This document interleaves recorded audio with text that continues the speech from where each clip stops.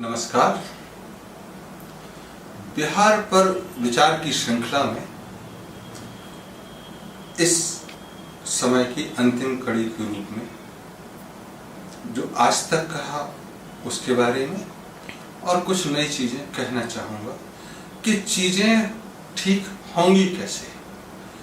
बिहार, जिसको बिहार के लोग भी गरीब समझते हैं, बाहर के समझते हो ये अलग बात है, वह गरीबी की रेखा से और गरीबी से ऊपर कैसे आएगा, इस पर चर्चा बहुत महत्वपूर्ण है।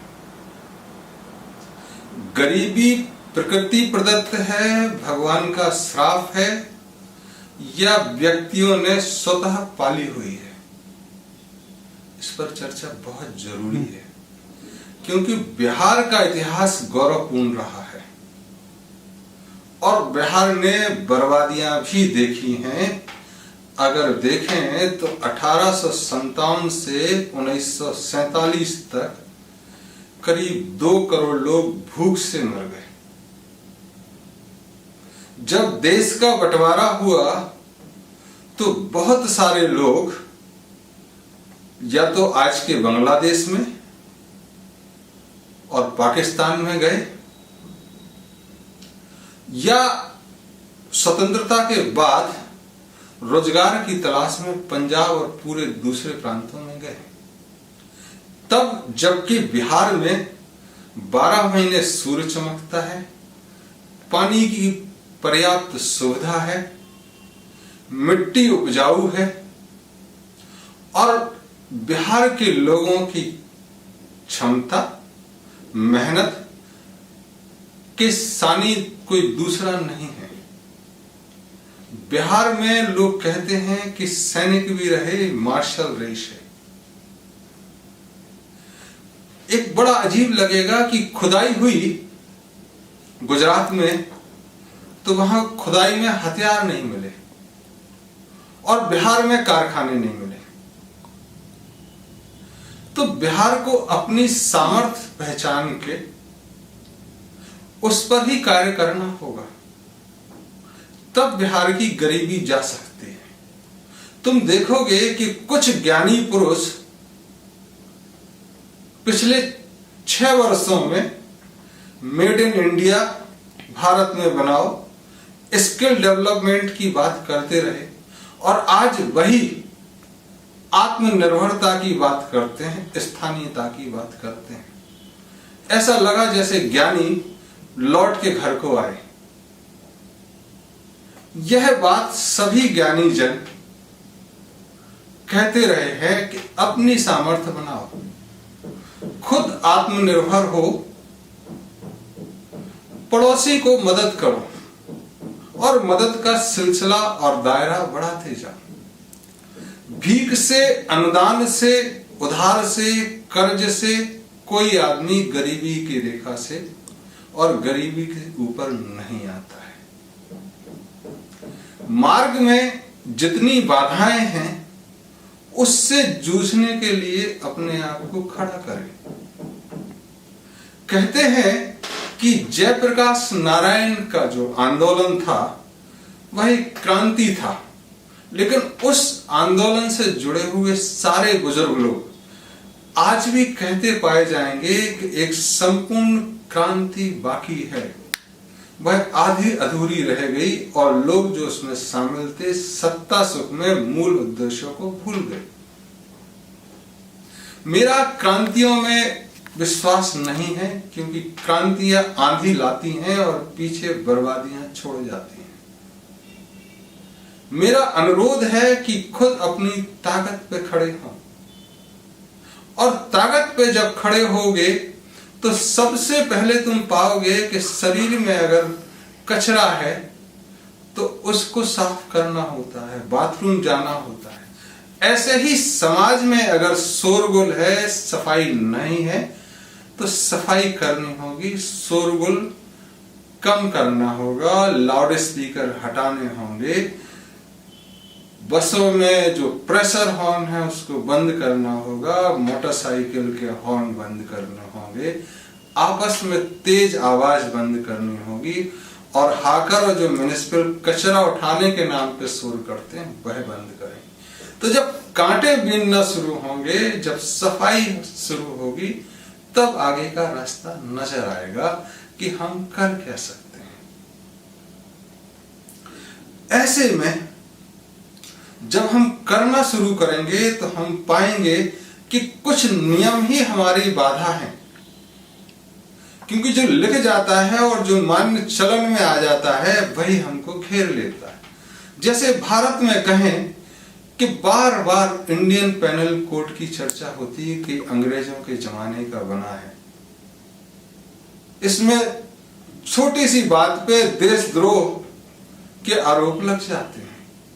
तो ऐसे इंडियन पेनल कोड की समालोचना करके इसको बदलना या नया लिखना जरूरी है। ऐसे ही क्रिमिनल प्रोसीजर एक्ट जिसके तहत न्याय व्यवस्था चलती है, उस पर भी चर्चा और उस पर समाज कैसे काम करे, उस हिसाब से बदलाव। इन दोनों बदलावों के लिए तुम पाओगे कि भारत के संविधान को काफी बदलना होगा। आज जो लोकतंत्र के नाम पे, जनता के नाम पे प्रतिनिधि लोकतंत्र चल रहा है, इसमें दिव्यता, भगवत्ता और वाकई में जनता की भूमिका हो, इस तरह से लोकतंत्र के हिसाब से हमें संविधान में भी परिवर्तन करने होंगे। यह क्रांतियों से संभव नहीं है। यह धीरज रखे, श्रद्धा रखे, सब्र रखे किए गए कार्यों से संभव है। और यकीनन हम यह कर सकते हैं। आज हम 2-3 घटनाओं का जो मेरे जीवन में हुई उनका जिक्र करना चाहूंगा।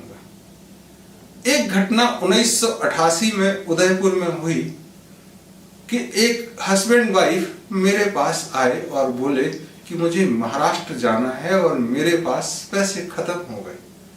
तब हम ताजा ताजा नौकरी ज्वाइन किए थे, तो हम पैसे देने लगे। तो मेरे साथी जो सब घूमने आए थे उन्होंने कहा नहीं, यह बदमाश हैं, ये तुमसे पैसा लूट के शराब पिएंगे, मस्ती करेंगे और दूसरे से भी मांगेंगे, ये झूठ बोल रहे हैं। मेरे साथ एक विदेशी साथी भी था। उसने कहा क्या समस्या हो गई? तो मैंने उसको बताया कि यह कह रहे हैं कि इनके पास पैसे खत्म हो गए हैं, इन्हें महाराष्ट्र जाना है और पैसे चाहिए। तो उस साथी ने कहा तो इसमें क्या समस्या है, इनको कहो कि पुलिस स्टेशन जाए, पुलिस इनको पैसा देगी और ये इससे घर चले जाएंगे और अपने पास के पुलिस स्टेशन में पैसा जमा कर देंगे। मैंने कहा आपके देश में ऐसा होता? बोले पुलिस तो जनता की मदद के लिए ही बनाई गई है। और मैंने कहा अगर पैसा ना दे तो क्या करोगे? तो बोले तो जनता का पैसा ही है, जनता की मदद में अगर खर्च होता है तो इसमें क्या दिक्कत है? और ऐसा तो एक आधी केस आएगा कि उसको जीवन भर पैसा ना मिले, क्योंकि इसका खाता तो यहां लिखा जाएगा ना, वह नहीं देगा तो उसके घर के। पिछले 32 वर्षों से मैं हर स्तर पर मुख्यमंत्री से प्रधानमंत्री तक इस बाबत लिख चुका हूं कि ऐसी व्यवस्था हो कि मैं कहीं जाऊं या कोई भी पार्टी का कार्यकर्ता या उसका बेंगलोर में या कहीं पर्स गुम जाए तो ऐसी जगह तो हो जो मुझे खाना खिला दे और मुझे किराया दे दे कि मैं इस इज्जतदार तरीके से आ जाऊं, मुझे भीख ना मांगना पड़े और मुझे परेशान होकर रोना ना पड़े। यह 32 वर्षों में नहीं कर पाया। दूसरी घटना आती है कि एक सज्जन 2005 में हम जब एक राष्ट्रीय एजेंडा लिख रहे थे और उस दौरान एक पागलपन के शिकार की तरह घूम रहे थे, तब वो सज्जन आए और देखा मैंने उन्हें कि भूख लगी। मैंने कहा आप कुछ खाएंगे? तो वृद्ध सज्जन बोले हाँ। तो मैंने जब खाना खिलाया तो मैंने कहा आप ऐसे कैसे घूम रहे? बोले मैं वैष्णो देवी गया था और वहां से मैंने सोचा कि मंदिरों, गुरुद्वारों, मस्जिद में खाना खाते हुए बड़ौदा तक जाऊंगा। लेकिन यहाँ आते आते सारे मंदिर मुझे भगाते हैं। मस्जिद गुरुद्वारे में कहीं खाना इन तीनों जगह मिलता है, अधिकांश जगह नहीं मिलता है। तो मैं दुखी हो गया और मैं बड़ौदा सीधे जाना चाहता। तो उनको मैंने पैसे दिए और उन्होंने कहा कि कभी बड़ौदा आओ तो घर पे आना, मेरे बच्चों की सोने की दुकान है। तो एक सोने की दुकान का मालिक भी अगर फंस जाता है तो उसको समाज में खाने की जगह नहीं मिलती है। ये हमको आज तक कचोट रहा है कि यार कम से कम देश में ऐसी जगहें तो हों कि जहां कोई भूखा फंस जाए तो उसको खाना मिल जाए, आश्रय मिल जाए, रात को रुकने की जगह मिल जाए। तीसरी घटना, मेरे पिताश्री ने जब 75 वर्ष पार कर गए तो उन्होंने कहा मुझे घर में रहने की इच्छा नहीं है, मुझे ऐसी जगह धार्मिक स्थान पर व्यवस्था कर दो जहां मैं और तुम्हारी माता आराम से रह सकें। हम शिक्षक रहे हैं, पढ़ा सकते हैं, हमारे पास पैसा भी है, हमें समाज से पैसा नहीं चाहिए, तो हम समाज का सहयोग भी कर सकते। पूरे 1 वर्ष हमारे प्रयासों के बाद भी हम ऐसी जगह नहीं खोज पाए और उनके आशीर्वाद से हम निकले हैं कि ऐसी जगह तो हो जहां वृद्ध लोग आश्रय पा सके, उनका सम्मान बरकरार रहे, उनकी समाज में भूमिका बरकरार रहे, जो उन्होंने अनुभव पाया है वह नाली में न बह जाए, वह बेकार न कहलाए। और उसी हिसाब से, कहने के हिसाब से और बहुत सारे आचार्यों के हिसाब से कि एक ऐसा एजेंडा लिखो जो सामाजिक, राजनीतिक, आर्थिक और धार्मिक स्थिति का बखान करे, और अगर तुम्हें मौका मिले तो तुम पूरा कर सको कम से कम। उस आशीर्वाद से यह मीता जीवन शैली प्रारूप जो हिंदी और अंग्रेजी में लिखी गई है और 15 वर्षों में देश के गणमान्य और पड़ोसी देशों के गणमान्य लोगों को भेज के इस पर फीडबैक लिया है कि यह ठीक है। तब 2-3 महीने पहले इसको अमेज़न पे ऑनलाइन डाला है जो लोग पढ़ सकते हैं। तो मेरी ओर से बुजुर्गों की आशीर्वाद से एक राष्ट्रीय एजेंडा है।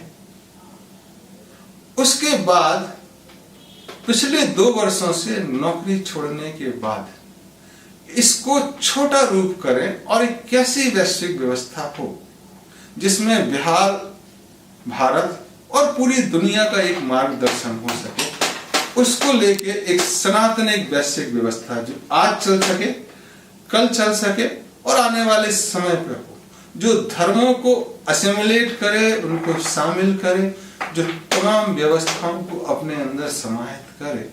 ऐसी व्यवस्था कैसे हो सकती है जहां एक समता मूलक आज जो समाज कहा जा सकता है वह रहे, जो कम्युनिस्टों के आगे हो, जो पूंजीवाद को भी समाहित करता हो, जो समाजवाद को भी समाहित करता हो। ऐसी व्यवस्था के लिए यह सनातनी वैश्विक व्यवस्था लिखी और उसके बाद आपके सम्मुख उपस्थित हो रहा हूं, क्योंकि अब जमीन पर काम करने की जरूरत है। बिहार में इसलिए आया हूं क्योंकि जब पूरी चीजें दुनिया में आतंक आया रावण का, तो बिहार की धरती ने सीता माता को आगे किया। बिहार का नेपाल से सरोकार, बिहार में चीजें पैदा होती हैं, नेपाल के सहयोग से पलती बढ़ती हैं, पूरा देश इनको शक्ति देता है और तब जाके रावण का राज्य खत्म होता है, आक्रांत खत्म होता है। यह एक्सपेंशनिस्ट सबको अपने अंदर एक राज्य करने की नहीं है कि सबका राज एक हो, जो आज दुनिया में कवायद चल रही है। यह लोगों को स्वतंत्रता मुहैया कराती है। यहाँ बाद में विकृतियां भी आई, धर्म का प्रचार भी हुआ और अंतिम जो यहाँ पे सबसे महत्वपूर्ण सज्जन हुए गुरु गोविंद सिंह साहब, जिन्होंने बिहार को शक्ति दी और पंजाब को शक्ति दी, उसके बाद बिहार कहे कि हम कमजोर हैं, हम गरीब हैं, बहुत आश्चर्य होता है। हम सिर्फ इसलिए आए हैं कि भाई एक शायद कैटलिस्ट का काम कर जाए, क्योंकि हम प्रवासी भारतीय हैं, हमारा कोई अब घर बचा नहीं है, पूरी दुनिया ही एक तरह से घर कह सकते हो। इसलिए हम शुरुआत जहां से होनी चाहिए हम वहां आए हैं। पिछले 11-12 जो हम भाषण दिए बिहार को लेके, बिहार को विचार करें, जिसमें राजनीति, समाज, धर्म, श्रम का विभाजन, आय का विभाजन, प्रकृति और कृषि, ऋषि और सेजिस के बीच में कैसे संवाद रहे, इस सभी विषयों पे बोल के आज मैं कहूंगा कि हम यह कार्य रूप में आए। इसलिए जो मुख्य दल पिछले 70 वर्षों से उठापटक कह रहे हैं और नहीं कर पाए, और हम कह रहे हैं कि हम निर्दलीय लोगों का समर्थन करेंगे क्योंकि वह अपने मौलिक रूप में खड़े होंगे। तो इस एजेंडा के साथ छोटी पार्टियां या बड़ी पार्टियां में निर्दलीय जो भी खड़ा होगा हम उसका समर्थन करेंगे। और कोई नहीं है इसलिए आज हम अकेले ही इस मुहिम में आगे आए हैं। तो इस मुहिम को आगे बढ़ाते हुए आप सबसे हम सहयोग की आशा करते हैं कि हम मिलके न केवल बिहार बदल लेंगे बल्कि भारत का गौरव को पुनर्स्थापित कर सकते हैं। विश्व में भी शांति रहे, एक सनातनी परंपरा फिर से स्थापित हो जो सब धर्मों को खत्म करके नहीं, सब धर्मों को समाहित करके आगे बढ़े। क्योंकि हम कहे हैं कि मुस्लिम, बौद्ध, जैन, क्रिश्चियन, यहूदियों के हिसाब से यह समय उनके धर्मों का अंतिम समय चल रहा है, हिंदुओं में भी यह संक्रमण काल चल रहा है। तब यह इशारा होता है कि एक सनातनी परंपरा आने वाली है। तो हम उसी की ओर सबका आह्वान करते हैं और एक बार पुनः धन्यवाद देते हैं कि आपने हमें सुना, इतना प्यार दिया है कि आज हम खड़े हैं, आपके समक्ष बोल रहे हैं। तो आगे भी हम यह प्यार और आशीर्वाद आपका चाहेंगे और हम जितना बन सकेगा उतना आपके साथ चलेंगे। धन्यवाद, धन्यवाद।